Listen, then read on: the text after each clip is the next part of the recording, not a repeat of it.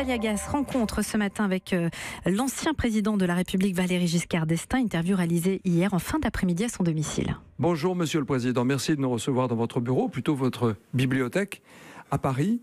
Parlons un peu de l'actualité. On a entendu mardi soir Emmanuel Macron appeler les Français à ne pas céder aux extrêmes lors des élections européennes qui ont lieu dans 7 mois. Vous êtes un fervent européen avant l'heure. Est-ce qu'il y a un risque en vue de ces élections européennes ? Non, mais il ne faut pas se tromper. Ce ne sont pas des élections très importantes. Pourquoi ? Parce que le Parlement européen n'est pas très important. C'est nous, je dirais presque moi, qui avons créé ce Parlement en 1976. Son rôle est simplement de vérifier que les textes proposés par la Commission sont conformes au traité. C'est tout.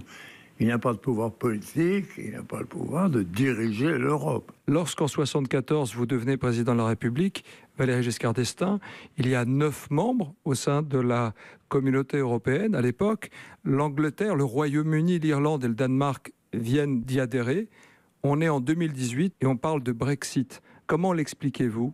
Non, les Britanniques ont toujours eu, historiquement, un certain dédain pour l'Europe. De quelle nature ? Ils considèrent que c'est un continent désordonné, qui ne respecte pas les règles, sur la parole duquel on ne peut pas toujours compter, ainsi de suite.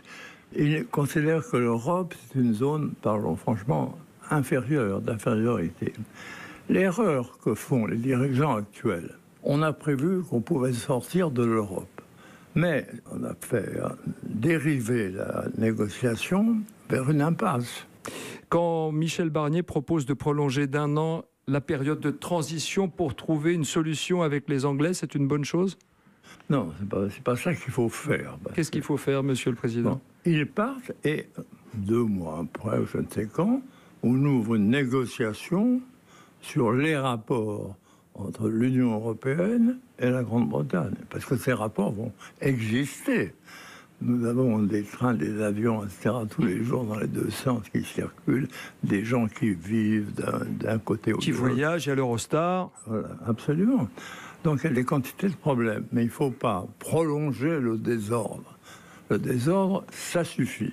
Ils avaient 2 ans pour travailler, 2 ans terminent, on s'en va. On a une situation nouvelle, et dans cette situation nouvelle, on va définir de nouvelles règles.